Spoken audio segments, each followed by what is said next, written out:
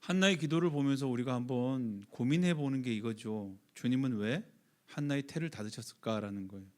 왜 한나에게 임신치 못하는 아이를 가지지 못하는 아픔을 주셨을까? 그리고 왜 하나님께서는 그토록 한나의 기도를 받으셨을까라는 거예요. 사무엘 1장은요.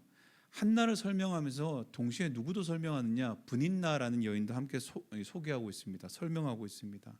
그리고 그 브닌나를 어떻게 설명을 하느냐? 한나를 괴롭히고 업신여긴 사람으로 설명을 해요. 그리고 제일 중요한 거예요. 주님의 집으로 기도하러 갈 때에 한나가 주님의 집으로 기도하러 갈 때마다 늘 항상 그 마음을 괴롭힌 여자로 나와요. 그 구절을 보면서 우리는 참 이 브닌나가 나쁜 사람이다, 나쁜 여자다 이런 얘기를 해요. 그런데 성경을 다시 한번 찬찬히 살펴보면요, 한나는 모든 걸 다 가진 사람이에요. 남편의 그 사랑 오롯이 한나에게만 주어졌어요. 한나만 독차지하고 있어요. 근데 브린야는 어떻습니까? 자녀는 있지만 그 집의 후사를 이을 수 없는 자녀예요. 서자지요.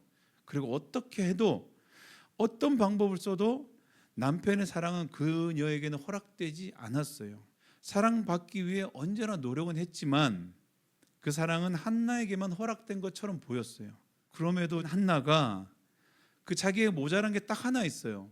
자식이 없는 거. 그 모자란 것마저도 하나 채우려고 하나님께 기도하러 가요. 그러니까 그 모습이 브린나에게 어떻게 보였겠냐는 거예요. 브린나가요, 기도하러 올라가는 한나를 보면서 괴롭힌 것도 어쩌면 이해는 가요. 아이마저도 가지려고 몸부림치는 한나가 미웠을 거예요. 그리고 만약에 한나가 아이를 가졌다고 생각해 보세요. 브린나에게는 정말 악몽 같은 일일 거예요. 그래서 오늘 성경이 그렇게 얘기하고 있어요. 딱 대조하면서 한나는 기도했고 브린나는 괴롭혔다 이렇게. 한나의 태를 왜 닫으셨을까? 주님은 아셨던 거예요. 뭘 아셨냐? 한나는 문제가 생기면 기도하는 사람이라는 것을 주님은 아셨다라는 거예요. 크건 작건 상관없어요. 중요하건 사소하건 상관없이 한나는 그 문제를 세상 사람들, 세상에 가지고 가서 그것을 해결하는 사람이 아니라 하나님께 가지고 나오는 사람이라는 것을 주님은 아셨다는 거예요.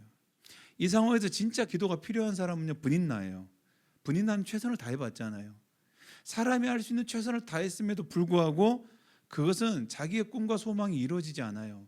자녀를 놓으면 남편의 사랑을 차지할 수 있었을 것 같지만 남편은 거들떠 보지도 않는단 말이에요. 내가 할 수 있는 최선의 노력 이후에 이루어지지 않는 문제가 있다면 이건 반대로 말하면 어떤 거예요? 이 일은 기도만이 풀 수 있다는 걸 분명히 말해주고 있어요. 그런데 브린나는 어떻습니까?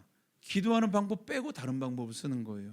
어떻게요? 한나를 괴롭혀서 그 사랑을 뺏어오는 걸 썼어요. 기도가 필요한 주님은요, 한나를 통해서 한나의 그 필요예요. 한나의 아픔이에요. 그 삶을 통해서 하나님께서는 그 기도와 함께 하나님의 일을 이루어 가신다고 오늘 성경이 말하고 있는 거예요. 그저 한 사건, 인간에게 일어난 사건을 본다면요, 아이를 못 낳는 여인이 주님께 기도해서 응답을 받았다 이걸로 끝나는 것 같아요. 그런데 그 얘기가 오늘 사무엘상의 출발이라는 거예요. 이 사사의 시대를 마무리하고 이제 하나님께서는 다윗을 통한 왕국의 시대를 열어가기 시작해요. 그 시대, 한 시대를 마무리하고 한 시대를 열어갈 하나님의 사람이 필요합니다. 이 사람을 오늘 성경은 어떻게 해요? 기도를 통해서 준비하시는 하나님의 사람이라는 거예요.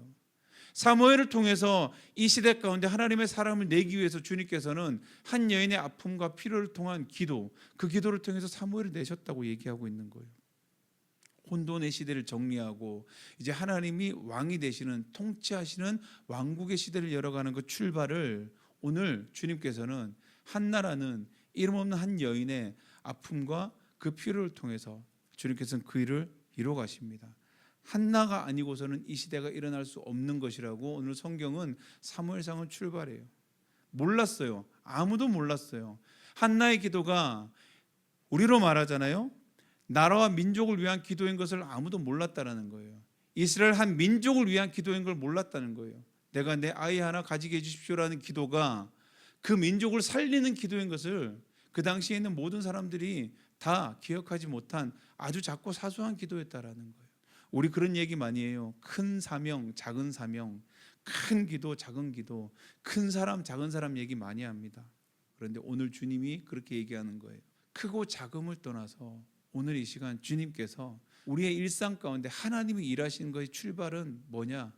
기도로 출발한다라는 거예요. 기도로 시작한다라는 거예요. 크고 위대하지 않아도 좋아요. 오늘 그저 우리가 기도할 때 나의 아픔과 슬픔을 위해 기도해도 좋아요. 세상에 나의 간절함이 세상을 구해도 사실은 좋아요. 세상에 이기적인 욕심을 내가 오늘 구해도 좋아요.